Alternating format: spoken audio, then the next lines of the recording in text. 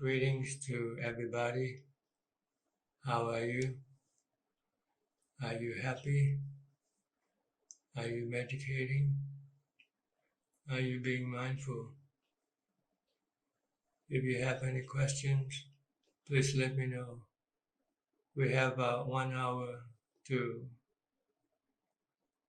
discuss the Dhamma talk, the Dhamma teaching of the Buddha. So if you have any question, please let me know. Please let me know also how's the audio and the video. Is everything okay? Can you hear me okay?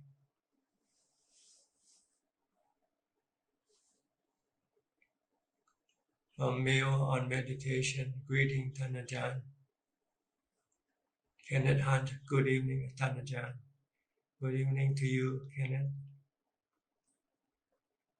Meal on Meditation, sounds good, picture is okay. From Jeep, Namaskaran Ajahn. From Maryland, Jeep from Maryland. From Manny Smith,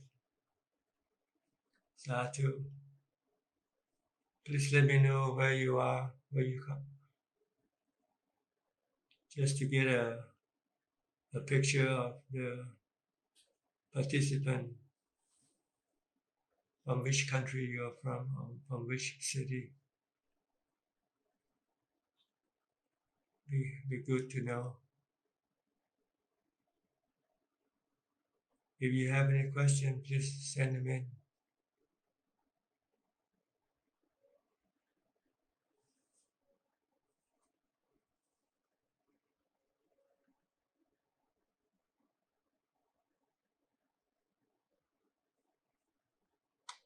Okay, here comes. From Jeep, the sound is great, car. Thank you. From Go Ching Chuan, good morning, Ajahn. Good morning, Go. How are you? From Ong Apprentice, yes, can hear Long Po clearly.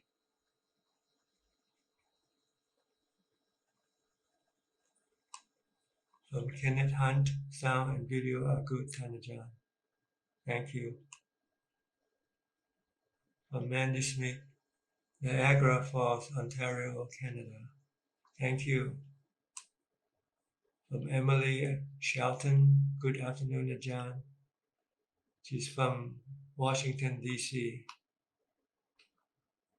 Meal on Meditation, she's from Thailand. How do we use faces to contemplate on the sutta? Is it looking the old food inside the bowl? You can look at any disgusting parts of the body. You will get rid of your sexual desire when you look at the disgusting part of the body.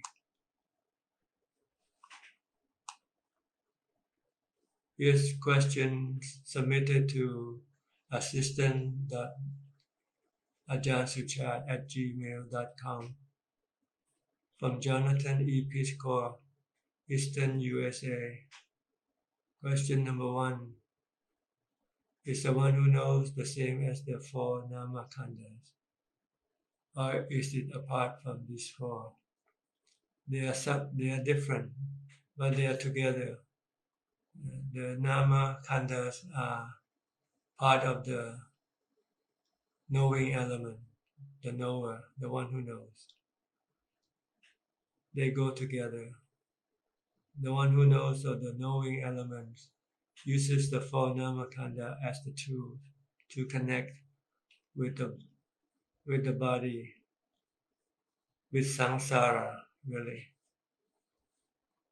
Vedana, Sanya, Sankhara, Vijnana is used by the knowing element, or the one who knows,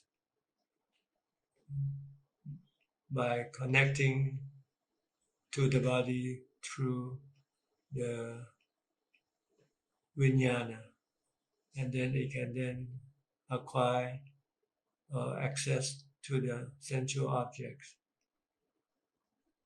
by which it can have feelings.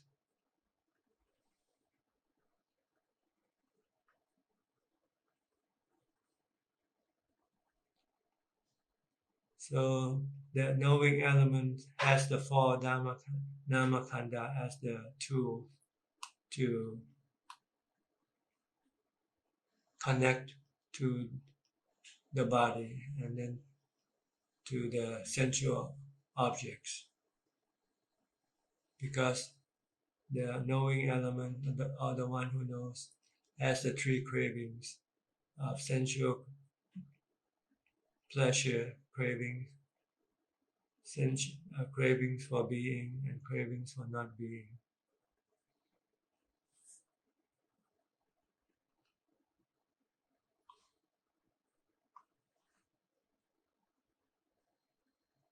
From Ko Ching Chuan, from Kuala Lumpur, Malaysia. Thank you.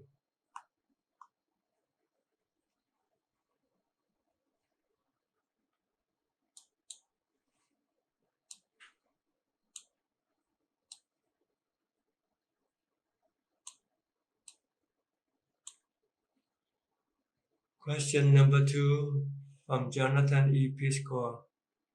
If it seems that our metta in daily life is bothering others or is not appreciated, should we switch to upekkha? Yes, if you cannot use metta when you deal with people, then you just have to remain non-reactive. If our metta seems to bother other people, then we should just stop. Maybe they don't want our metta right now. So just remain calm and not reacting.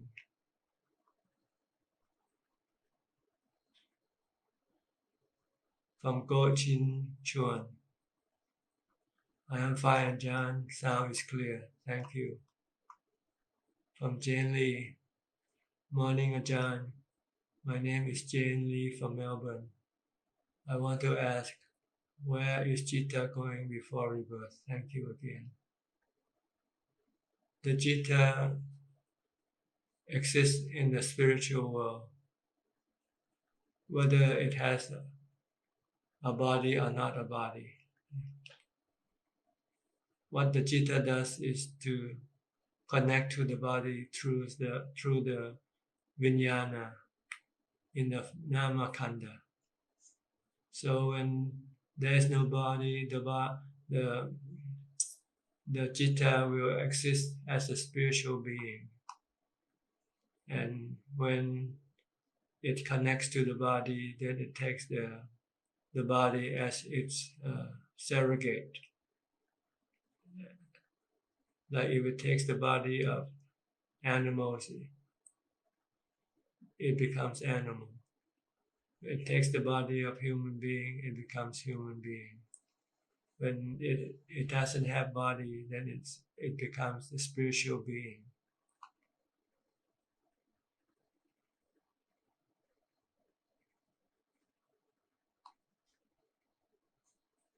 A meal on meditation. How is Pra-Arya like the Sotapanna stops Citta from going to lower realm? Because it sees the law of karma. It sees that doing bad karma will send it to the lower realm of existence. So it just stopped. From Megawati Lao, greetings Ajahn. Greeting to you. Question number 3 from Jonathan E. Piscor. What were the exceptional qualities of your teacher?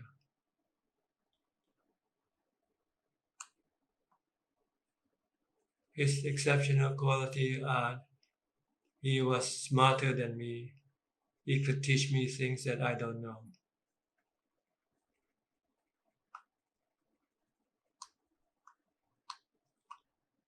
From Morris Twig. Namaskaran Ajahn Suchart Abhijato. Is the Jiriman Nanda Sutta also recommended for practice meditation. It is my favorite sutta. If it teaches you how to meditate, then it's okay. But I'm not familiar with this sutta, so I cannot really say whether it is good for meditation practice or not. Audio and video is good. Thank you, Morris. Are you working today?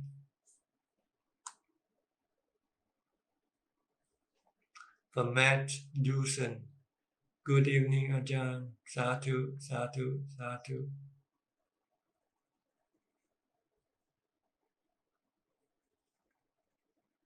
Okay.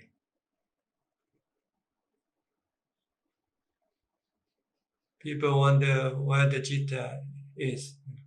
The citta exists in the spiritual realm, and it connects to the body through the namakanda, the vijnana. So when it connects to the body of a human being, then we say we are human being. If it connects to an animal body, then we call this animal. But the citta is always the citta. It's just the one who knows, the one who thinks, the one who feels. And due to the good or bad karma, that will then make it connected to a human body or an animal body.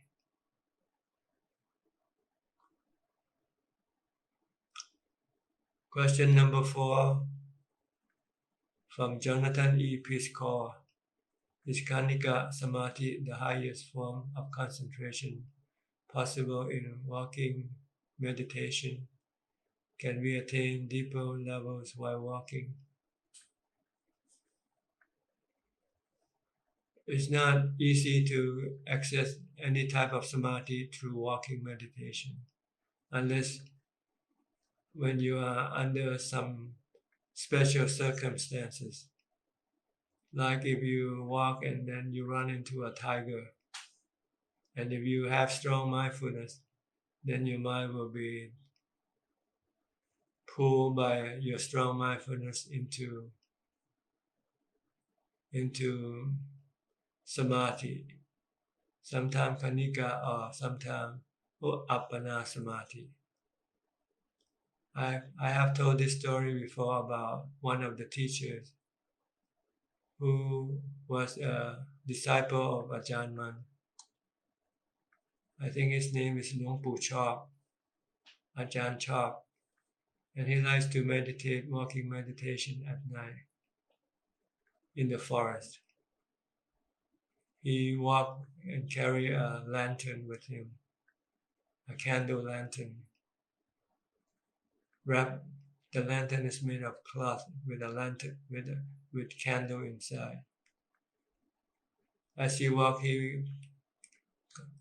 he maintained mindfulness by reciting the mantra Bhutto Bhutto. When he suddenly ran into a tiger face to face, the fear of the citta of the tiger and the strong mindfulness then driven the citta right into samadhi that way. He said that he remained standing there and not being aware of anything because the mind withdrew into samadhi, withdrew away from the body. So he didn't know whether the tiger was still there or not, and he didn't know whether his body was eaten up by the tiger or not. After the citta withdraw from samadhi, then he found himself standing there exactly the way he was before he entered into samadhi, and the candle was already burned out. So he was in samadhi for quite a while. You need something like this to drive the mind inside. That's why monks like to go to seek places in the forest, in the jungle, where they might run into some danger. And then this If they have strong mindfulness, this danger will then drive the mind inside, if they have strong mindfulness. If they don't have strong mindfulness, the mind can then become excited and might go crazy temporarily.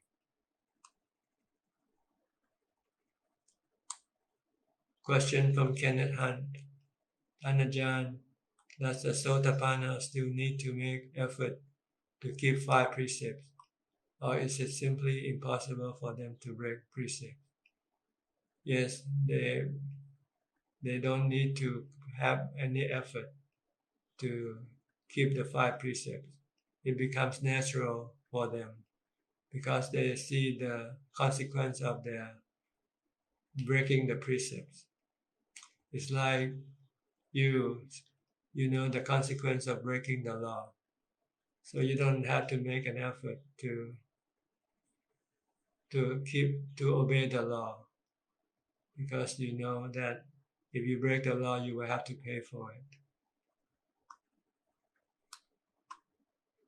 From Sarayut Jarun Sap, Namaskaran Luang Por, from Thailand, from Ubon, Northeast Thailand.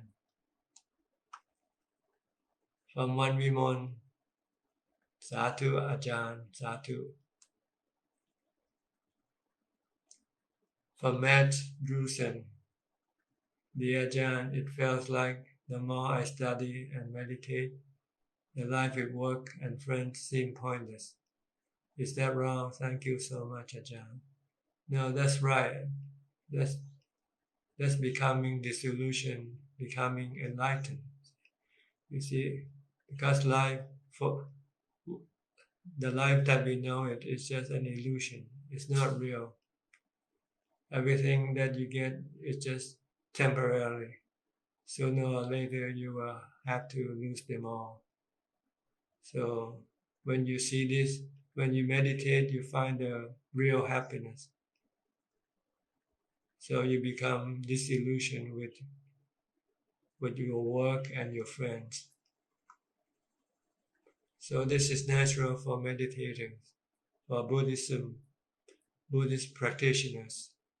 They will become enlightened by experiencing the real happiness from meditation. And then they can see the pointlessness of life. Because life is anicca, dukkha, anatta. One Vimon is from Australia. Thank you. If you submit your question, please let me know also where you come from. I appreciate that. From Jane Lee again, Ajahn, I still wonder how is Chitta decide being human, animal, or special being. The Chitta cannot decide. It's the karma that the Chitta did while the Chitta was alive as a human being will be the deciding factor. See, the good and bad karma will pull the mind one way or the other when the body dies. If the bad karma is stronger than the good karma, then the bad karma will pull the mind to take animal birth or to exist in the lower realms of existence as a spiritual being. On the other hand, if the good karma is stronger than the bad karma, then the good karma will pull the Chitta to exist as a higher realm of existence, to exist as a spiritual being, in a higher realm of existence. And when the good and the bad karma becomes equal, then that's when the Chitta will take up the human body. So when we are at birth, our past good and bad karma are about the same. So the good or bad karma cannot pull us either way to a higher or a lower realm of existence. And what is special being? Thank you, Ajahn. I think I said spiritual beings. Spiritual beings are the mind without the body of human or animal. See, the mind doesn't die after death of the body. So the mind exists as a spiritual being and waiting for the time when the good and bad karma cancel each other, equal to each other. Then the body, then the chitta can then take up the human body. But if the bad karma is stronger than the good karma, then it takes up animal body or exists as a spiritual being in the lower realm of existence.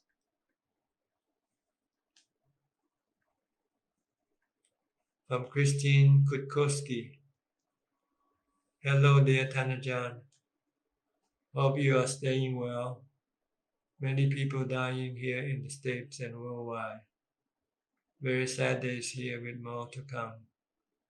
Do you believe this has something to do with karma? Thank you as always for your Dhamma talks. Well, death follows birth. See? If you take birth, then you will have to die one day or later. So this is the law of karma, in the sense that we take birth, and the cause of our taking birth are our defilements or our cravings, the three cravings: cravings for sensual pleasure, cravings for being, and craving for not being. This is the karma that we made in our mind, the mental karma, which then propel the mind to take up birth. And once it has taken up birth, it is then subjected to aging, sickness, and death. So whether there are viruses or not, people still die anyway. Everybody who takes birth will have to die. So if you don't want to die, then you have to stop taking birth. And if you don't want to take birth, you have to stop your cravings, your three cravings: cravings for sensual pleasure, craving for being, and craving for not being. In order to do this, you have to practice the Noble Eightfold Path, or the triple practices called Sila, Samadhi, and Panya. Precept, keeping the precepts, meditation, and develop insight into the nature of existence as being anicca, dukkha, anatta. Then you will then stop your three cravings, and then you will not have to take birth anymore. And when there is no birth, there is no aging, sickness, and death.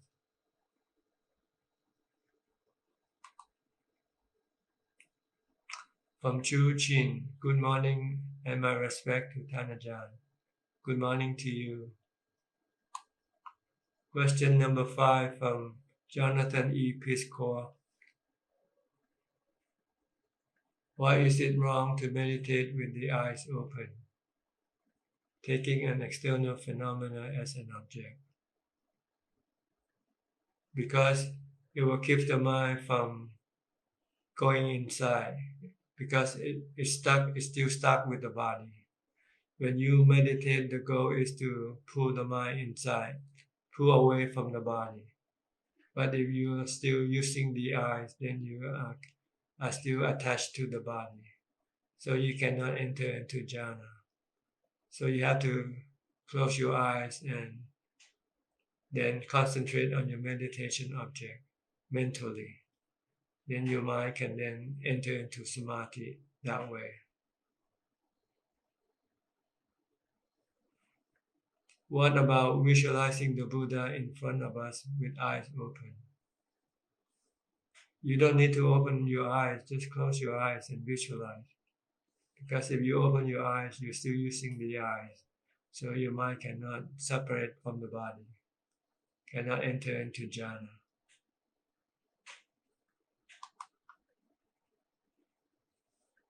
From Megawati Lao, Ajahn, When I meditate, there is a white light. I see that light then disappear. But I go back to my breath. Is my meditation method wrong? No, seeing light are part of the result of your meditation, but they are distraction that you should not pay attention to. You should you should just keep focusing on your meditation object and ignore what you see or what you experience because they are distraction. If you pay attention, then you can lose your mental concentration and then will not be able to enter into jhana.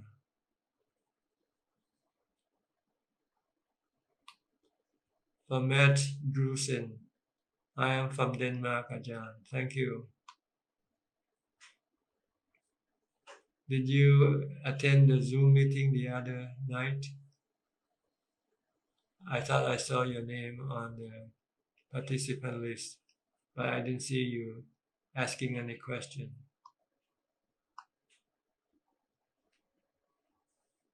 Here's a question from Lauren Irick, Oregon, USA.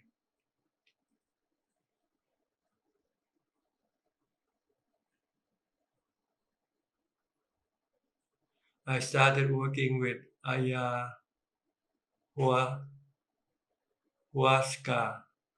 a psychoactive brew, South American brew that is used as a traditional spiritual medicine.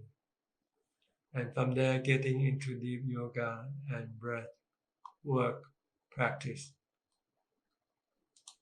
I was in a state of bliss, but one day my awareness shifted into a deeply altered mind state.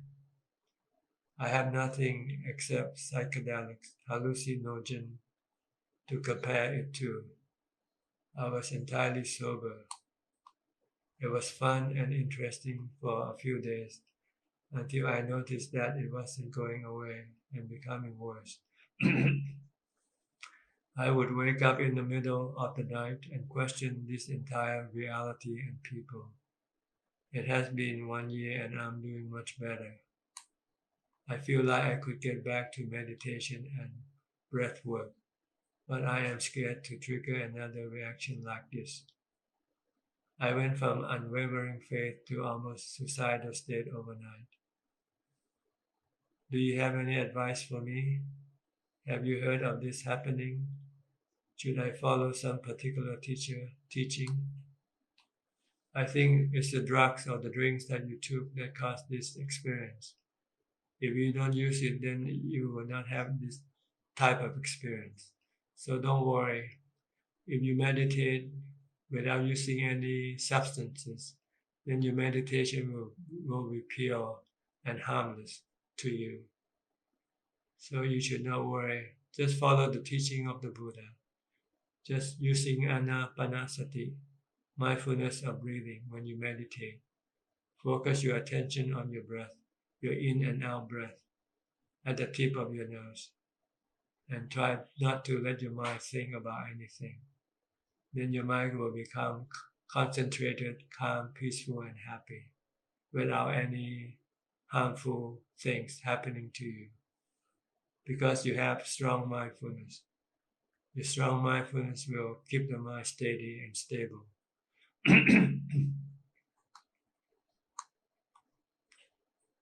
From Tavisa FK, Namaskaran Ajahn. Thank you. For Morris Twig, no working today for Ajahn Suchart. Do you have advice? During my meditation, I see myself sometimes sitting in meditation, arise from my body. How to continue my practice?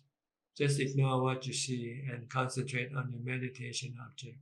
Don't leave your meditation object. Focus on your meditation object. And then your mind will become empty, peaceful, and happy eventually. Everything that you see or experience will disappear. And that's what you want. You want peace, happiness, and ubekkha from your meditation practice.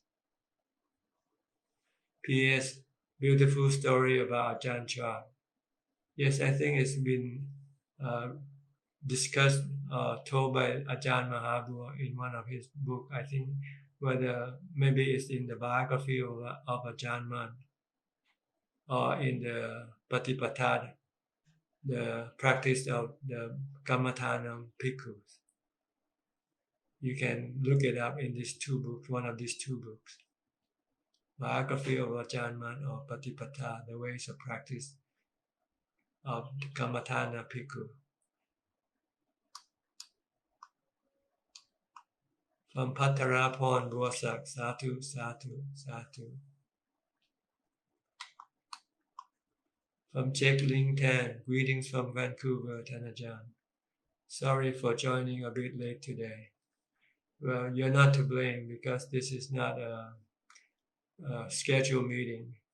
It just happened. So if you happen to be available, then you can join. If not, no problem. You can always follow it later on. How are you? Are you well? I guess you must be working today, so you cannot keep the 8 precepts. But you can always maintain mindfulness, which is very important, much more important than the 8 precepts. From Catherine Seal, Satu, Satu, Satu. Morris tweaked, Prajan Suchart. During my meditation, this sensation will also appear. Feel like the body get long or big, arise or feel little.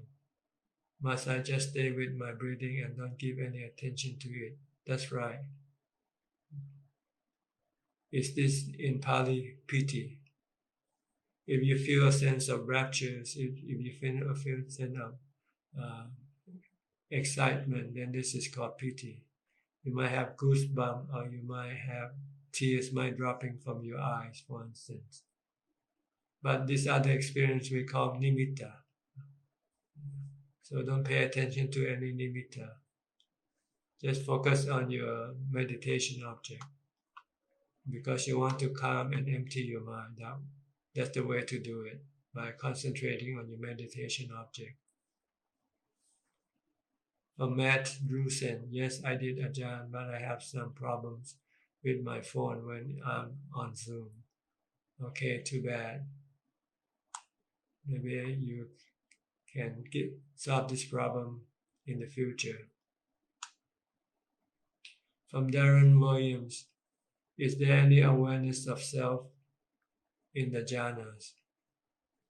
There is the awareness of the knower, the knowing. That's all is left of the experience in jhana. You just know there's a knower, and you know that there is ubekha, which means the mind is peaceful, calm, and not reactive to anything.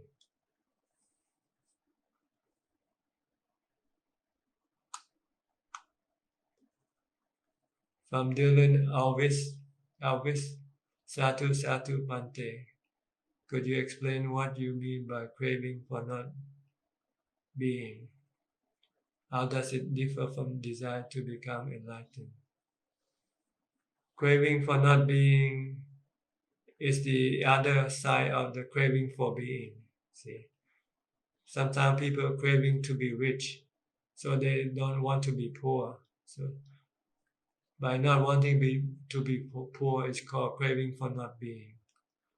People like to be healthy, so they crave for not being sick. See, this is what craving for not being on the physical level.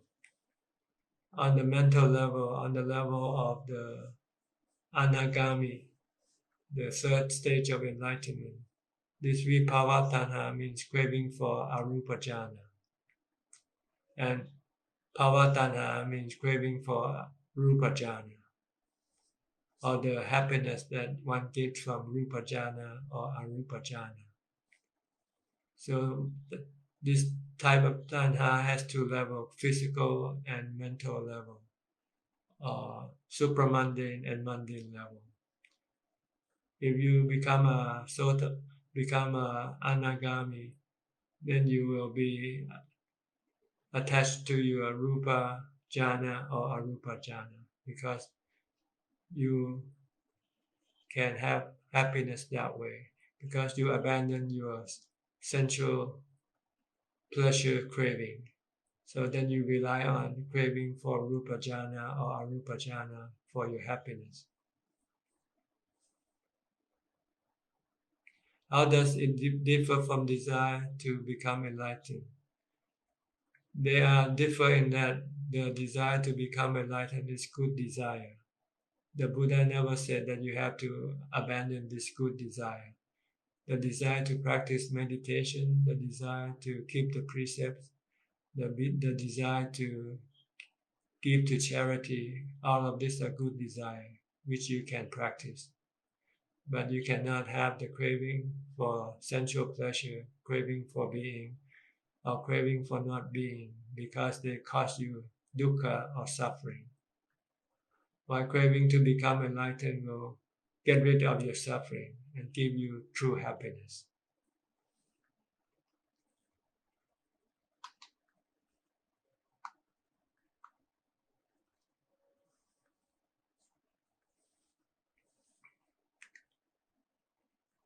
Here's another question from Nigel Chen, Hong Kong.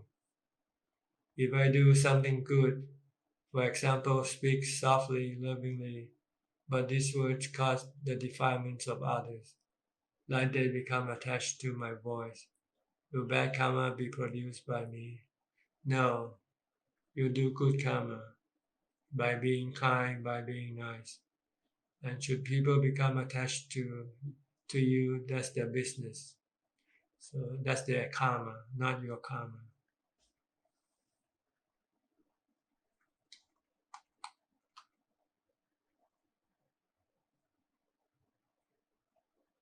From one Vimon, Dhamma pra Ajahn Suchart, so clearly, sadhu, sadhu.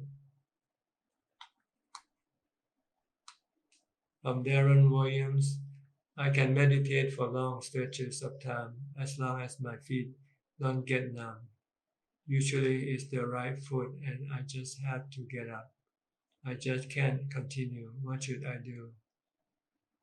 If you want to continue with your meditation, you should start doing some chanting to get your mind away from the feeling of the foot.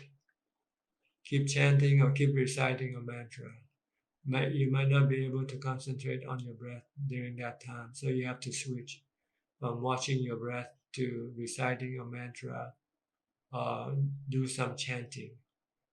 And if you can continue with your chanting, concentrate on your chanting, then your mind will not be bothered by the sensation of the foot, and then you can continue on meditating. After the mind becomes calm enough, then you can come back and focus on your breath again.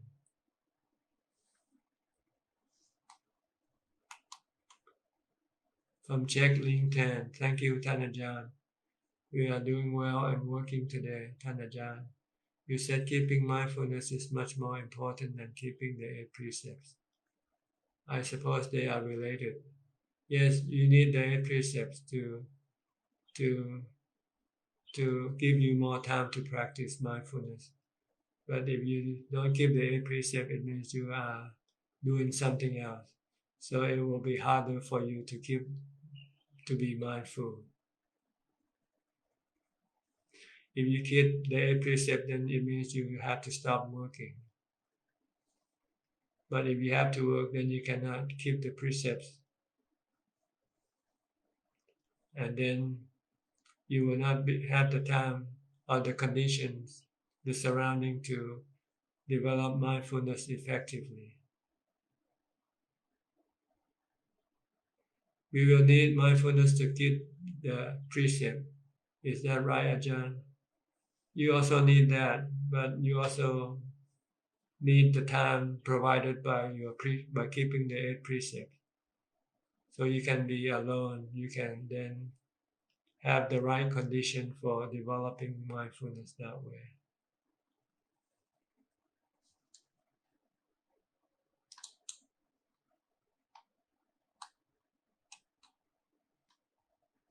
Question number 2 from Nigel Chan, Hong Kong. If I break the 5 precepts and I immediately keep it again, vowing that I will keep the 5 precepts again, if I die immediately after that, will there still be a chance that I will go into the bad life status?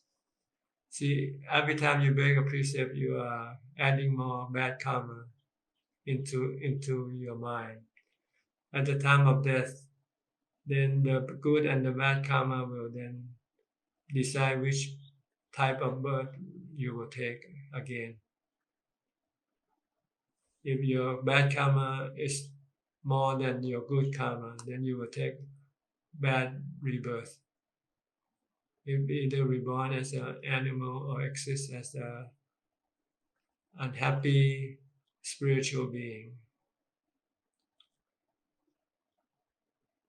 But if your good karma is stronger than your bad karma, then you will take a good birth.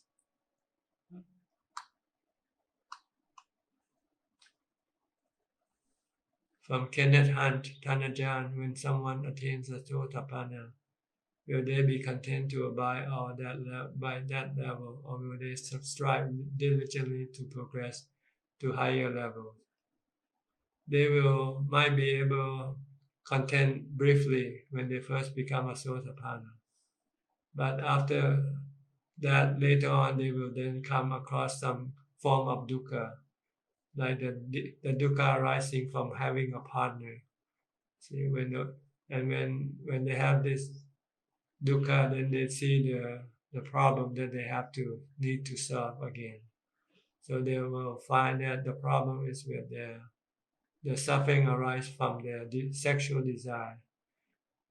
So because when you have sexual desire and you cannot fulfill it, then you have dukkha. So then you know that this sexual desire is the problem that you have to solve.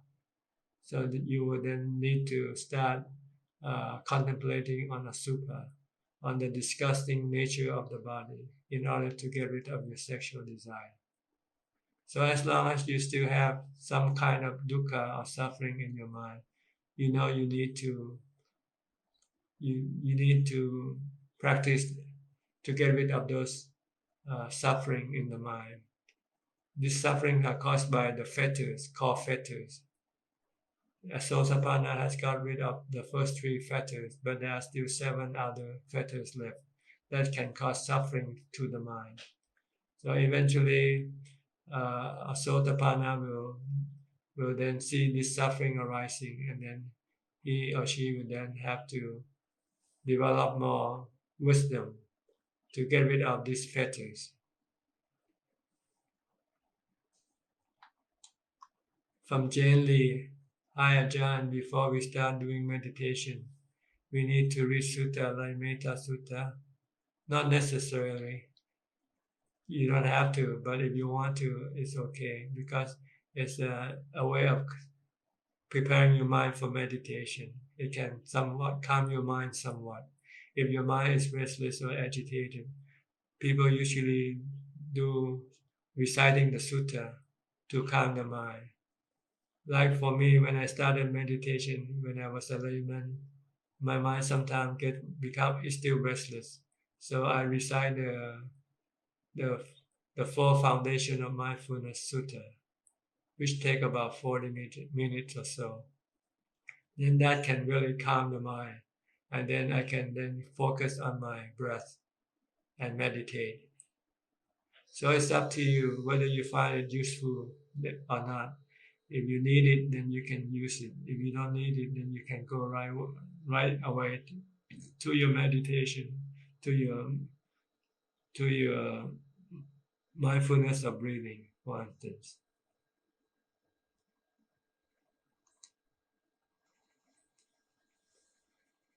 From Mio on meditation, so the Sotapanna stop Citta from going to lower realm by not breaking 5 precepts during being alive, not doing something to stop that after death. And what about the past bad karma which he did before being Sotapanna? Is that bad karma beating by good karma for being Sotapanna? so that bad karma could not send him to lower realm. That's right. Being a Sotapanna gives you a lot of good karma that can stop your bad karma from pulling your mind to be born in the lower realm of existence. From Naomi Jonas. Hi, greetings from Toronto, Ajahn. I am working now, but I am looking forward to listening to the recording later. Thank you for all your advice. You're welcome. Question number 3 from Nigel Chan. If I get dementia in this life, then next life most probably I will also be born like that. Then next life will be the same. How can this cycle be broken? Starting to accumulate wisdom. You have to start by accumulating mindfulness, because mindfulness will then keep your mind alert and aware of everything. So mindfulness is very important for everybody, whether you are a practitioner of meditation or not. If you're mindful, then you can prevent your mind from getting dementia.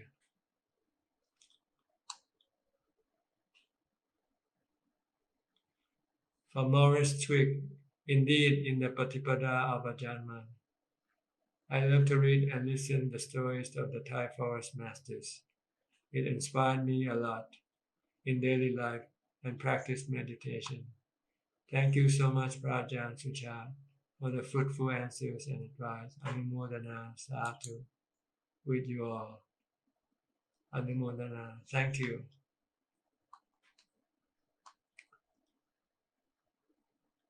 From Abhijato Kamata, greetings from Ibiza, Spain. Hi, how are you? I hope you are happy and well. Abhijato กับนมัสการหลวงตาครับ Are you Leo? I think you must be Leo because the only person I know from Ibiza, Spain is Leo and his mother. From Jeep in Maryland, Ajahn, can I meditate while I am lying down in bed and falling asleep with it? When you fall asleep, then you don't succeed in your meditation.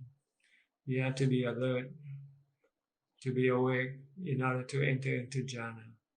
So lying down is not a good position to meditate unless you are sick and you cannot do otherwise.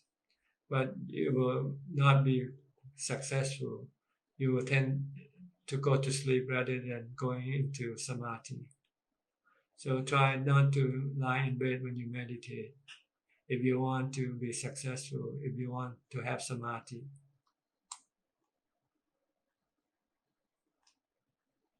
From Sita Tara L.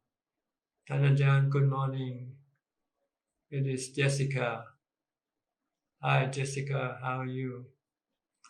I am on my way for Tudong now at Mukdahan. That is going into the forest, meditating in the forest.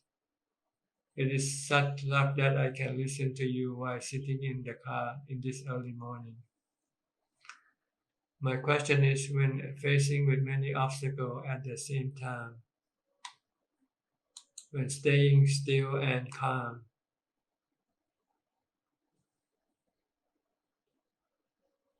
will meditation help me get through it? Yes, if you just stay calm, not reacting, then eventually everything will pass away.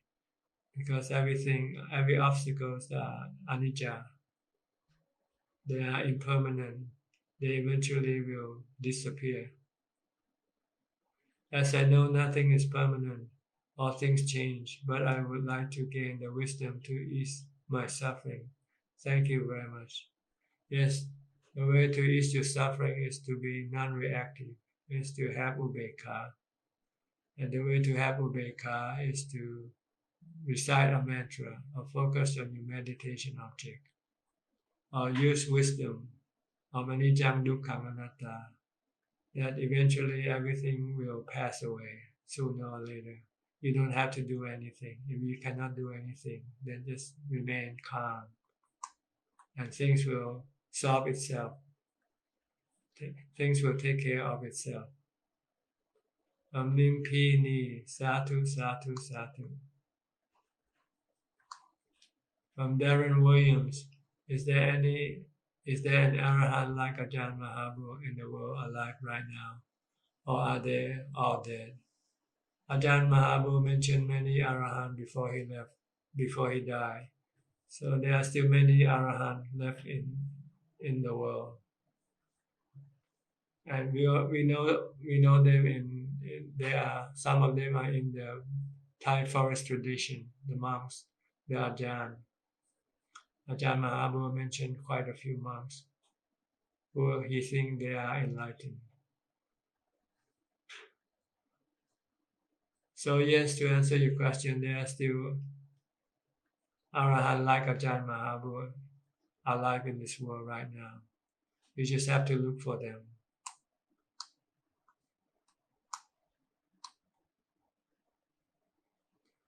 For Morris Twig, Prajan Suchart, the Kirimananda Sutta, the Buddha instruct Venerable Kirimananda, who is ill, on the 10 themes of meditation that can heal both mind and body.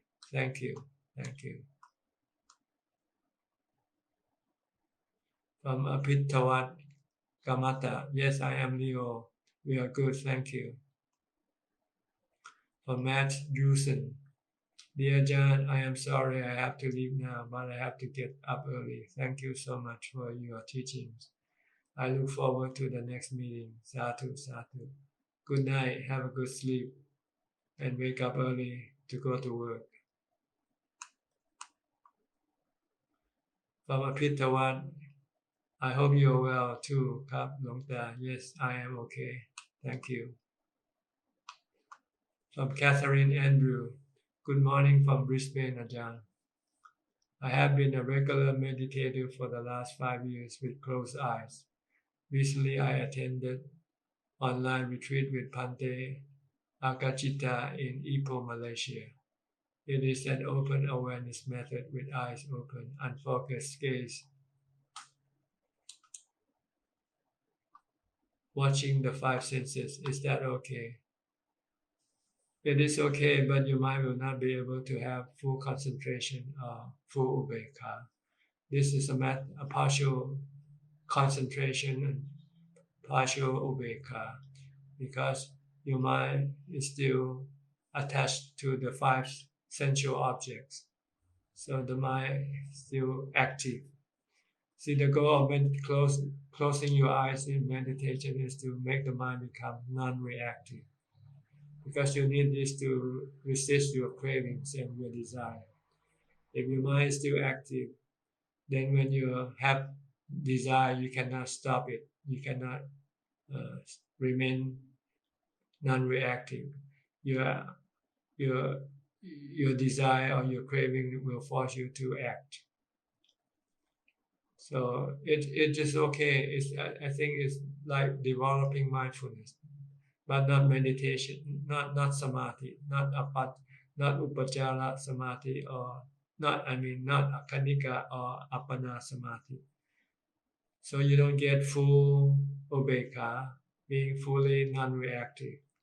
When you are driven by your cravings, you cannot resist your cravings without upekkha. What is your advice with open awareness meditation method?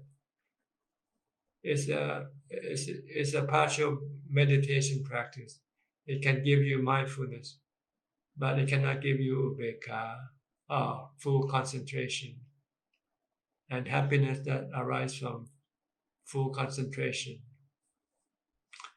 I am very grateful for this opportunity to be in live Facebook with your Q&A. Thank you very much. So why don't you close your eyes after you finish with your open awareness meditation. Continue on with closing your eyes and being aware just with your breath. You want to concentrate your mind to become calm and peaceful and happy. So you need just one object of meditation, such as your breath. So after you have done your open awareness meditation method, then why don't you continue on closing your eyes and focus on your breath? This might bring your mind deeper into samadhi, into calm and peace and happiness.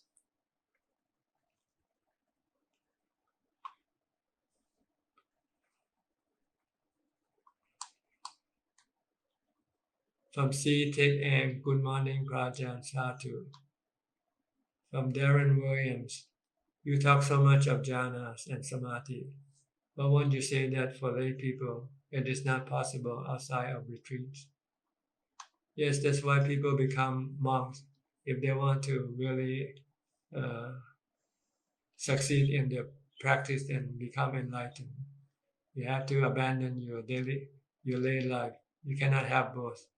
If you want to be enlightened, you have to give up your lay life and concentrate on your practice fully by becoming a monk or being an ordained person, like a machi or a bhikshuni. But if but when you start, you can still practice meditation as a layman to give you some inspiration, because you can get some calm from your meditation practice, but not 100%. You might get partial peace and happiness that will entice you to meditate more. And when you know that the more you meditate, the more peace and happiness you get, then eventually you want to become a full-time meditator. Okay, we have reached the 58-minute mark already.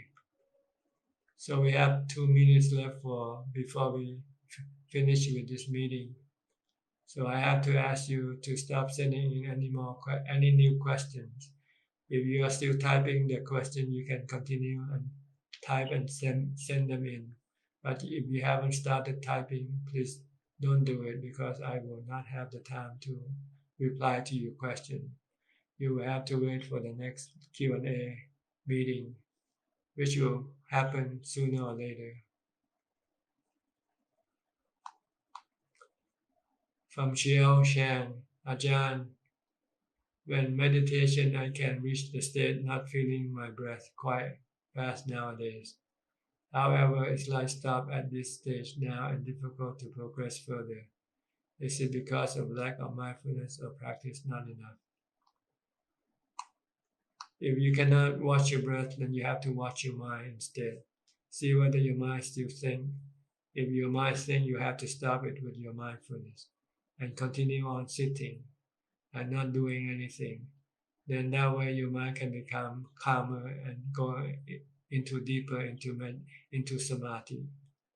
So when you cannot feel the breath, don't stop meditating. If you cannot feel the breath, then you have to watch your thought instead. See if you are thinking or not. If you think, you have to stop thinking. Then if you can stop the mind from thinking, then the mind will become calmer and calmer and happier. From Sweetan, dear Tanajan, hi. Sorry, Sweetan, the time is almost up.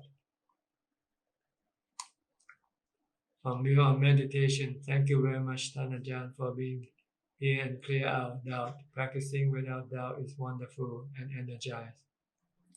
It's like I can confidently run straightly to the finish line without worrying of getting lost. You're welcome. From Lydia Long, dear John, have you heard of the law of attraction? Is this teaching in line with the Dhamma? They try to teach you to turn your desire and thought into reality by believing intensely.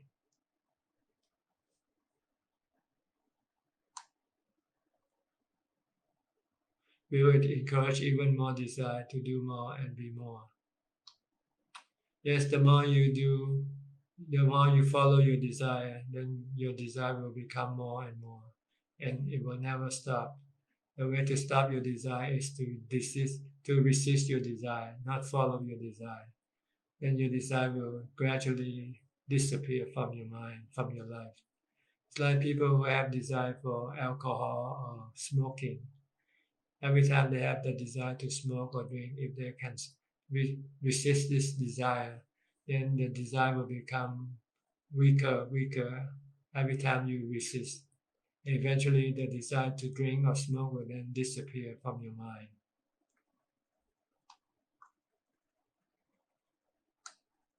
From Suchart, dear Ajahn, thank you very much and very grateful to Ajahn for expounding the important and necessary Dhamma teachings to guide us on the path to enlightenment, but also which can be applied in our daily lives. Thank you. You're welcome, Suchart. From Catherine Andrew, Satu Ajahn.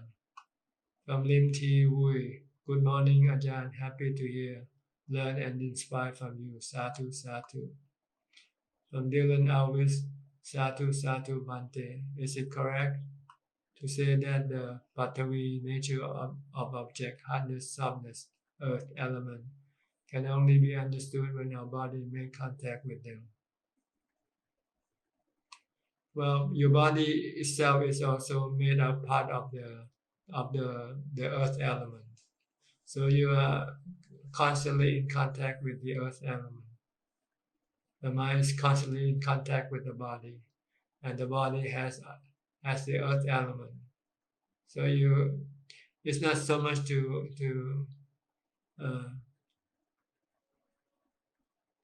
to understand it by this. It's just you have to understand it by analyzing the truth of the four elements, that they are the building blocks of everything in this world, in this universe.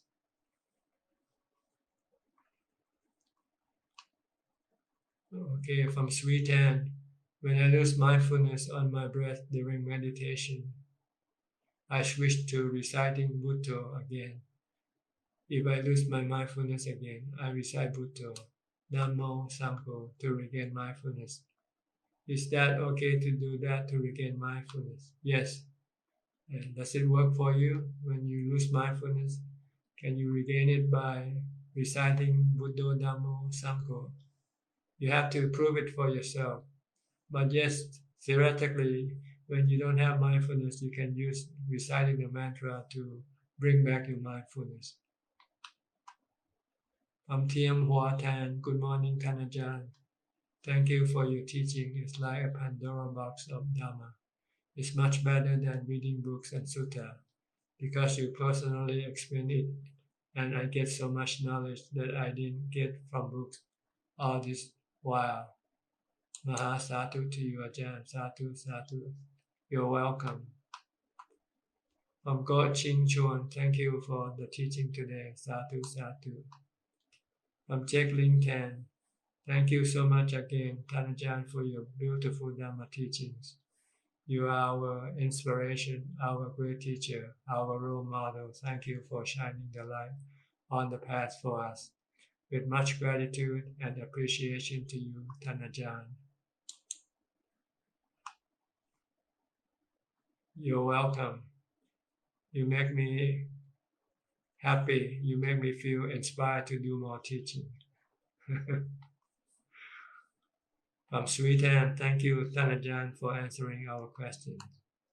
All right, that's about it. That's about all the common now so far. So it's about 1 hour and 5 minutes. So it's about time for me to stop because I have to prepare myself for my daily arms round, which will happen in a couple of hours. All right, please continue on with your practice. Meditation, mindfulness, and contemplation on the truth of anicca, dukkha, anatta. And maybe read some Dhamma books if you still have some need for more knowledge. But if you think you don't need, then you just keep on practicing the three Dhamma of Sati, Samadhi, and Panya. In the meantime, may you all be well and happy, be mindful and advance in your practice. Goodbye for now. We'll see you again the next time.